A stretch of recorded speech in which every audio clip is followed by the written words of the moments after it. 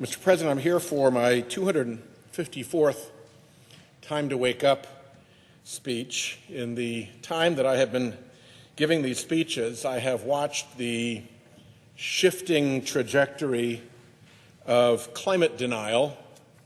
First, climate change was a hoax. Then there wasn't enough science. Then the science is still uncertain. Then solving this problem would hurt our economy. Then innovation will magically save us. And now there's a new entrant in the climate denial lexicon: China. China isn't doing enough on carbon emissions, goes the argument, so we shouldn't do anything at all. It is a talking point you hear all the time from the fossil fuel industry and its array of front groups working to block climate action here in Congress. Now, China has done plenty to complain about. China has stolen our intellectual property, manipulated its currency, jailed its political dissenters, set unfair labor rules, and more. I have been front and center with those complaints about China. But before we offer up China as the latest climate denial light excuse for doing nothing, let's take a look at what China is really up to.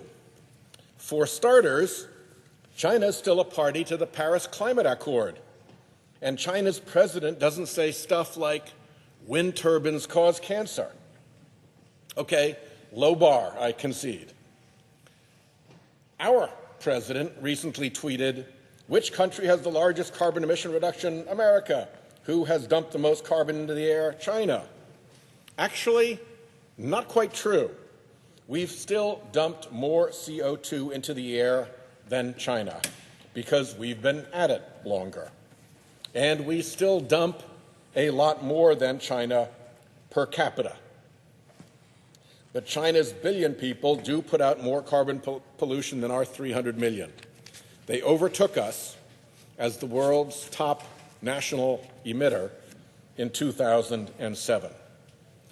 So last year, China accounted for about 28% of global CO2 emissions, and the U.S. 15%.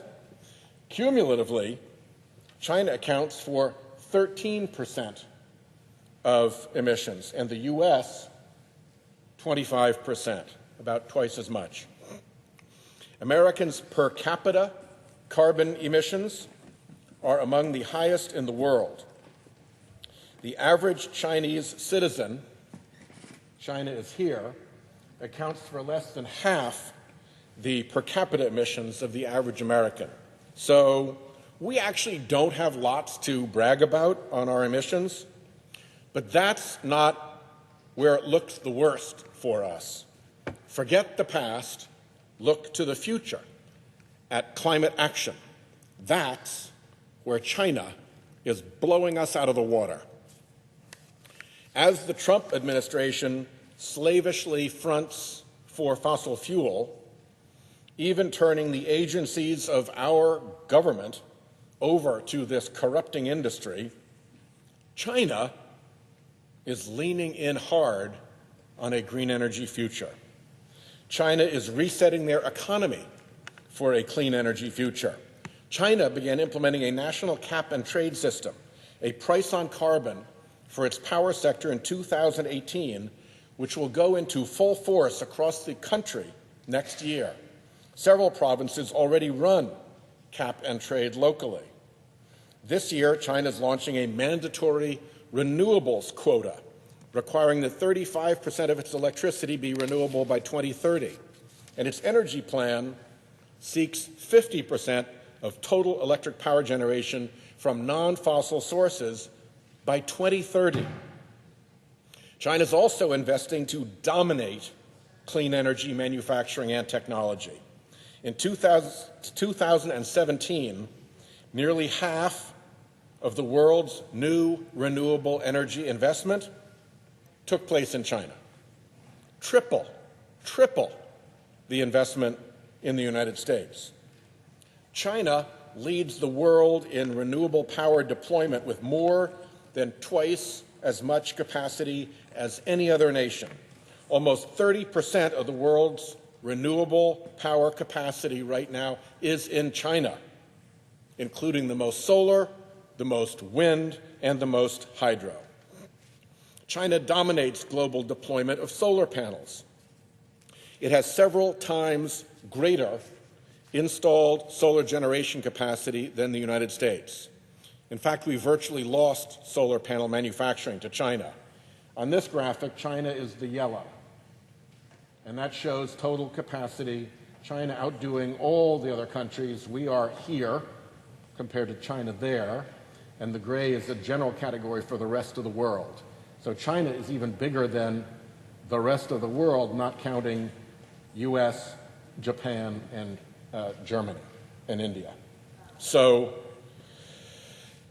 that's China's lead in total renewable electricity deployment, with more than double the installed capacity of the United States and nearly a third of total global renewable electricity capacity. Here's the world total. There's China at 404, and then you've got to actually scale down the graphic to get over here to the United States at 180. 180 to 404. If you count nuclear power as clean energy, there's China. China currently has the world's largest nuclear power construction program. It has 37 nuclear reactors in operation, 20 under construction, 40 in planning, and proposals for an additional 100. Next-generation nuclear technologies originally designed in the United States are among those Chinese proposals. If all of those reactors are built, China would end up with twice the U.S. nuclear fleet. Now, in the transportation sector, we feel pretty good in the U.S. We all see Teslas driving around. Chevy's got their terrific Bolt. There are emerging EV manufacturers like Rivian who are proposing extremely cool vehicles. But, again, there's China, far out front in building electric vehicles and in deploying the infrastructure needed to run electric vehicles. China now requires that 10% of vehicles sold be electric or plug-in hybrids. This quota increases to 12% in 2020. By the end of 2018, 45% of all the electric cars on the planet were in China. Last year, China manufactured nearly half of all electric vehicles manufactured in the world. And in other areas, it's China, China, China. China dominates global markets for electric buses and two-wheelers. Exxon fabulously predicted to their shareholders that there would be 0 electric buses by 2040. China is already operating 400,000.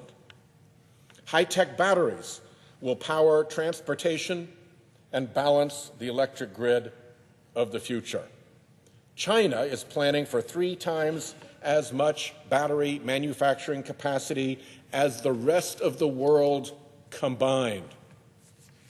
Carbon capture will grow as an industry as soon as it has a business model, which, by the way, carbon pricing, including China's cap-and-trade plan, will provide them.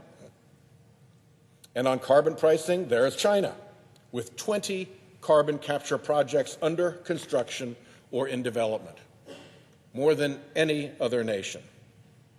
Of course, it's not all good news on climate out of China, not by any stretch. The Chinese continue to build more coal-fired power plants than any other country, not just in China, but around the world. However, the difficult truth for us is that China's progress on climate change is real, and it's way more than ours. China's not doing this to be nice. They're doing this to outdo us, economically and politically. If we keep kicking our own renewable industries in the teeth here in America, just to please Trump's coal industry donors, while China invests in these new technologies, we are making a losing bet. China's one-party government has put economic growth above all else. Chinese scientists see the same data that ours do. Chinese economists see the same economic risks that ours do. Chinese businesses see the same threats and opportunities for their workers and their supply chains that ours do. Chinese cities see the same threat from sea level rise that ours do. But the Chinese government chose a smarter path because they're not under the thumb of the fossil fuel industry. The Chinese are acting out of self-interest. They are acting on climate because they want their country and their economy to succeed. They want to own these industries of the future. Rather than compete, we are now helping them win, all to make some grubby political donors happy. The Global Commission on the Economy and Climate reports that strong climate action could deliver at least $26 trillion in economic benefits worldwide through 2030, compared with business as usual. A $26 trillion relative benefit. Over that period, these actions would generate over 65 million new low-carbon jobs globally and avoid over 700,000 premature deaths from air pollution, by the way. Whoever acts swiftly will get the biggest share of these riches. Last year, Stanford economists found that keeping global warming to 1.5 degrees Celsius, as opposed to the riskier 2-degree safety limit, would likely save more than $20 trillion in economic damages around the world by the end of this century. $20 trillion. The world power that positions itself to reap the economic benefits of a carbon-neutral technology and that helps lead the world away from runaway climate calamities will garner tremendous economic, strategic, and diplomatic advantage. In particular, China recognizes the diplomatic advantage to acting on climate as the United States withdraws from our traditional position of international leadership. The last century, Mr. President, has been called the American century. We are fast handing over the next century to become the Chinese century. We are doing it to ourselves, and we're doing it for the worst of all possible reasons, to cater to and to kowtow to a corrupt industry. Making sure that the next century is the American century as well is as good a reason as any for us to wake up, Mr. President, and act on climate. I yield the floor.